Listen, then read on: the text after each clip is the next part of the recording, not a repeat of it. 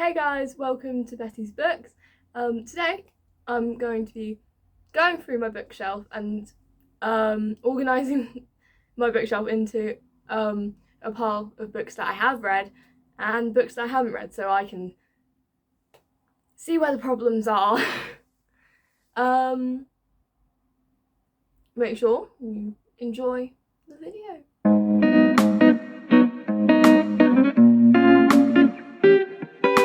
These are all the books that I have right now. There are a few more on my bed, but this is it. But that is gonna go onto the floor. So I can't wait. See you then. Many months later. So, that happened. Let's get to it. Okay, so I've now realised that I haven't thought this plan through very well because I had no idea where I'm gonna sit. Wait. Right. This is more. I mean, it's stunning. Let's get started then. So I'm gonna put books I have read here, and then books I haven't read. It's gonna be a lot of those probably. It's probably gonna take multiple piles over here. That's a lot more intimidating than how it looks on the shelf. I mean, you can see my shelf. It's empty. Right, first off, Harry Potter. I actually don't think I've read Harry Potter yet. Don't come for me, please. I will, eventually. I just haven't yet. Actually, I think, judging from the spine cracks, I have read the first one, but not the next one, or the one after that, or the one after. Even though, I don't understand why. Because look at this, it's beautiful. And look at the back of that, it's Hogwarts. I have this beautiful box set, but I haven't read it yet. So that's going to start off our unread pile. Next, we have Wish You Were Here by Jodie Picoult. Yet another book I haven't read. But just to let you know, I might butcher these authors' names, so sorry in advance. Guys, I mean, the authors probably aren't going to be watching this, but I don't want to offend anyone. Can I read you? At 29, she's up for promotion to a dream job as an art specialist at Sotheby's, and she's about to fly to the Galapagos, where she's convinced her surgeon boyfriend, Finn, is going to propose. But then the virus hits New York City, and Finn breaks the news. The hospital needs him, he has to stay. But you should still go, he insists, and reluctantly, she agrees. Once she's in the Galapagos, the world shuts down around her, leaving Diana stranded. With only intermittent news from the outside world, Diana finds herself examining everything that has brought her to this point. But not everything is as it seems. That actually sounds really good.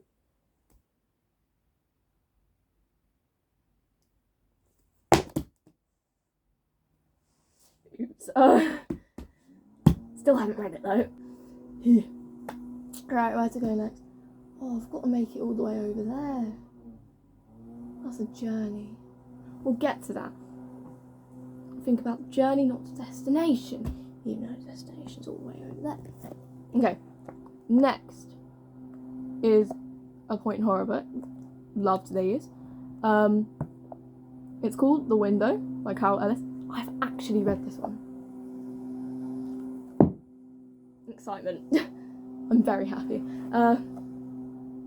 But still gonna read you the blurb because I want you guys to read it because I read it and I enjoyed it. So now I'm gonna force it upon you. It should have been the skiing holiday of a lifetime, but Jodie sprains her ankle and finds herself alone with nothing to do but gaze out of her cabin window. That sounds great. Gazing into the cabin of a beautiful neighbour, she witnesses the fight. the murder and the killer, or does she? And if the murder is real, has the killer been watching Jodie? Banging book. Right, okay, this one's tricky. Hans Christian Andersen, The Complete Fairy Tales. I have read some of these, but I have not read all of them. So I don't know where to put it. Oh, look at that. That's so pretty. And then, like, look at that. The shiny pages. I mean, have I read it? No. Have I read some of it? Yeah. I'm just gonna put it in the not read because, I mean, haven't fully read it. Alright, let's push you over here, sorry. We've only got one in the red pile so far. Next. This is all I've got to say about this. Hold on, is that the right way around? Yeah. The Hunger Games trilogy. My god. I have nothing bad to say about these books. They're amazing, they're stunning. They're dark, obviously. But, like, in case you guys have been living under a rock for like the past, like, 10 years or something, I'm going to read you the blurb to the first book if I can get it out. This is going to take some aggression.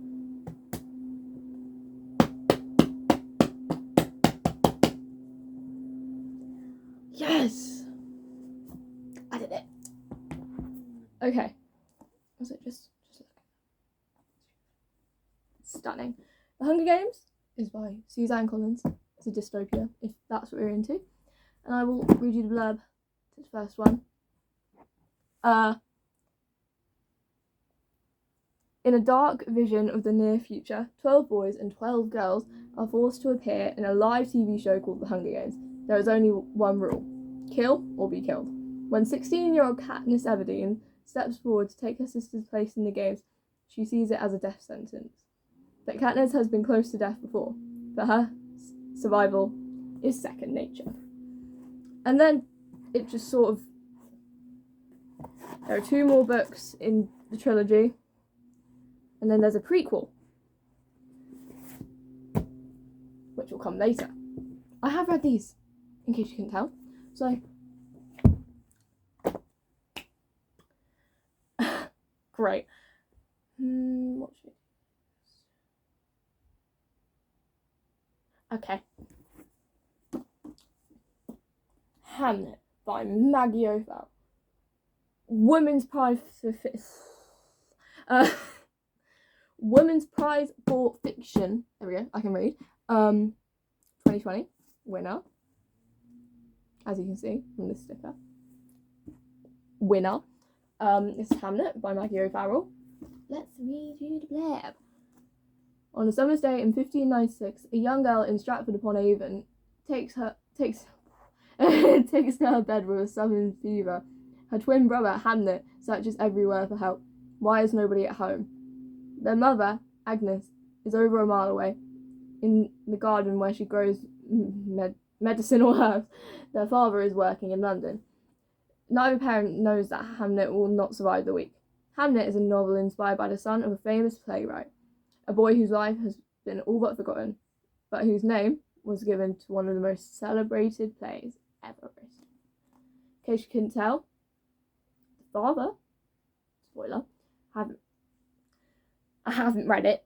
It's William Shakespeare. Hamlet. Haven't read it though. On the pile. Look how stunning this pile's getting. This is going to make for a very good book pile, even though everything's blue so far. Apart from this one. But, you know.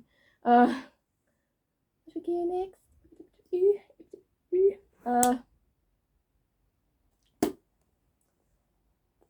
The Boy in Tower by Polly Ho-Yen. I read this in school. It was amazing. It was really good. So, another one I have actually read. I'm so proud of myself.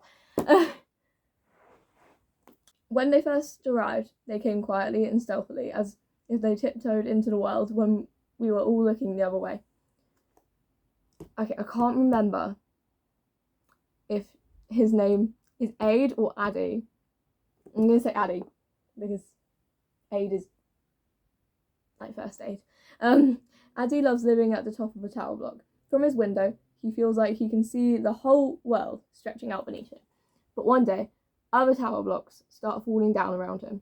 Strange, menacing plants begin to appear, and no one knows where they came from. Now their tower isn't safe anymore. Addy and his mum are trapped, and there's no way out. Such a good book. Honestly, such a good book that I have read. Highly recommend.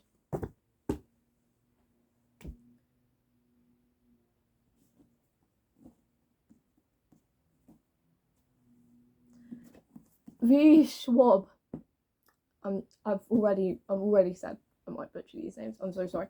The Invisible Life of Addie LaRue. Guess what? I haven't read it. It's in my priority. Actually, speaking of which, I'm currently reading Ariadne by Jennifer Saint. It's really good so far. Yeah.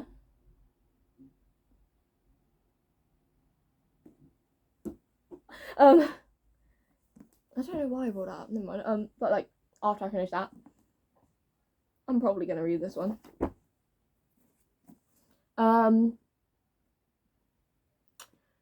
France, 1714. A desperate woman makes a desperate deal in the dark, a bargain to live forever, but be remembered by none. So begins the invisible life of Addie LaRue, shadow muse to artists throughout history, forgotten friend, confidante.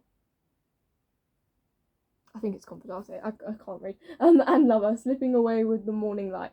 Addie passes through life, desperate only to leave a trace of herself, until the day she walks back into a small bookshop in Manhattan and meets Henry, who remembers her. After 300 years, Addie's life is restarting, but the devil never plays fair. As Henry and Addie's lives start to intertwine, they must face the consequences of the decisions they've made and the prices to be paid. The Invisible Life of Addie LaRue is a dazzling adventure across centuries and continents, across history and art, about a young woman learning how far she will go to leave a mark on the world. I'm very excited to read this, but I haven't read it. So hold on, that's my red pile. Yep. Another addition to the pile. What's next?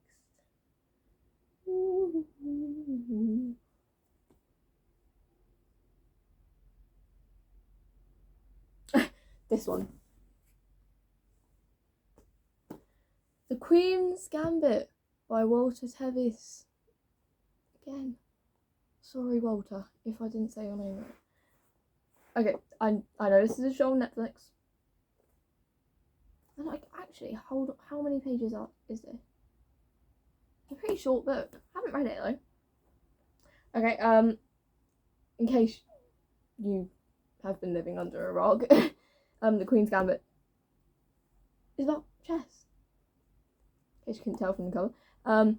But I'm going to read you the blurb. When she is sent to an orphanage at the age of 8, Beth Harmon soon discovers 2 ways to escape. Albeit fleetingly. What?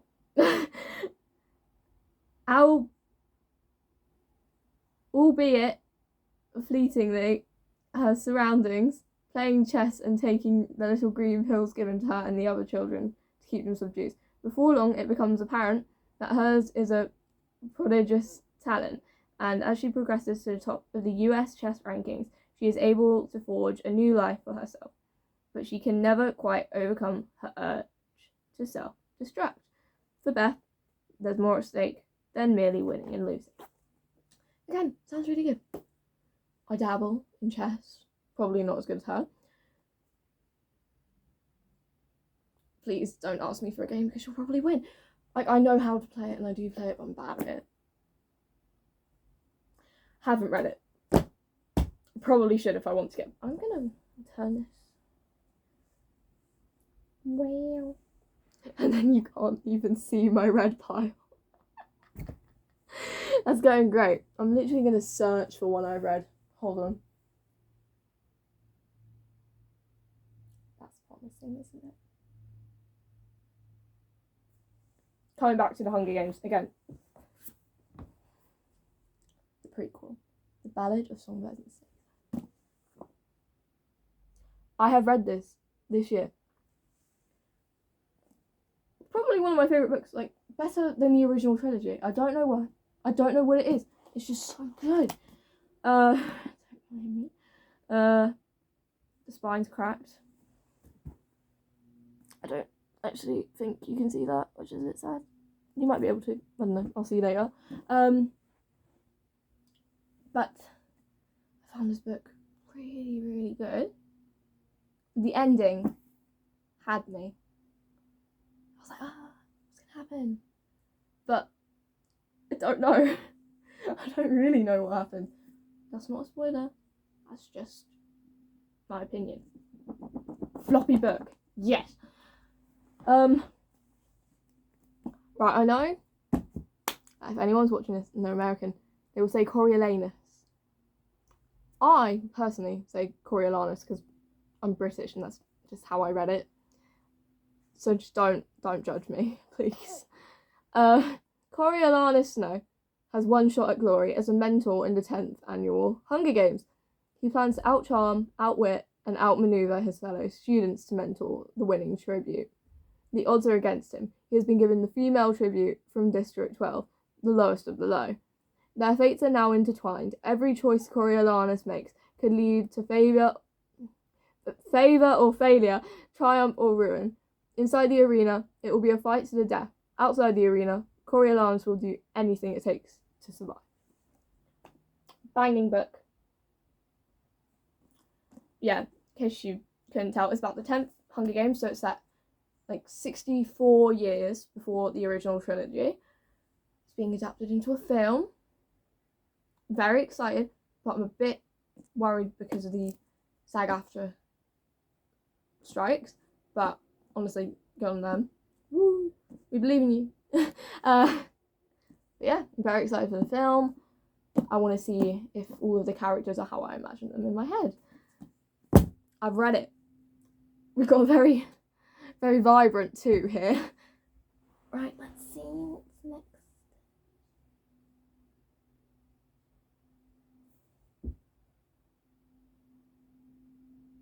I'm going to get one from the end.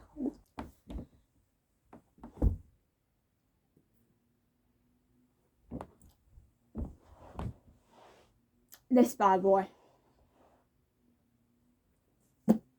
Hamilton. The Revolution. Right, okay. The blurb's a bit too long for me for this one. I'm just going to explain it to you. I got this when I went to go see Hamilton in London. I read it straight away. Despite the tallness of the book, it's like only 280 pages. But the writing is quite small. And, hold on, let's see. There's lots of, like, photos from the original show. And that's helpful right next to it. There's, like, the lyrics, and then in the margins, there are, like, little numbers. And, it's Lin-Manuel Miranda's, like, original notes, which is very cool. And then there's also just, like, lots of writing about the actual making of the show. So I found that very, very interesting. As a theatre kid. I found that very, very interesting. And I have read it, and I would highly recommend it. So, oh yeah, you're actually starting to be able to see it. I'm so proud of myself. Purely because of that book. That just made it go. Yeah.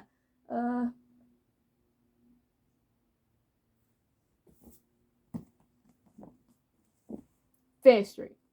Haven't read it. Of course I haven't. But it looks banging. That blurb is long. Okay. I think one of my books has a mind of its own. Okay, so this is Fear Street by R.L. Stine. It's Fear Street, the beginning, so it's As you can tell, it's the first Fear Street book. It's been adapted into a film, and I can't watch it. It's very sad. You know, we don't talk about that. So, I'm gonna try and read this. I can't read out loud very well, in case you couldn't tell from the video so far. But yeah. This is where it all began, when Fear Street became legend, forever linked with danger, curses, and all things that go bump in the night. Go back to how it all started, to the moment when Corey Brooks falls for perfect, incredible Anna, only to learn that she's gone missing on Fear Street. Ooh.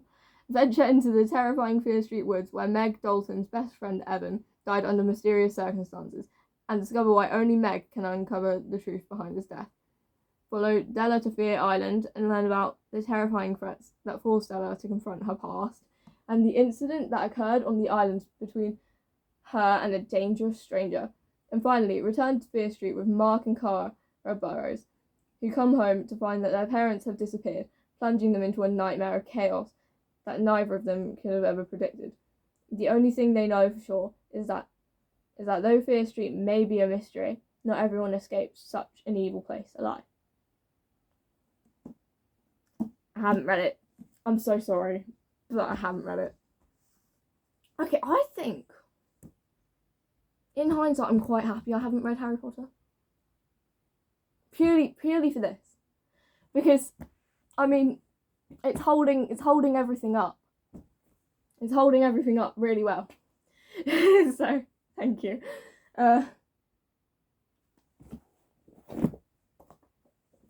This book was amazing. I have read it. It's very short read, quick read, absolutely stunning.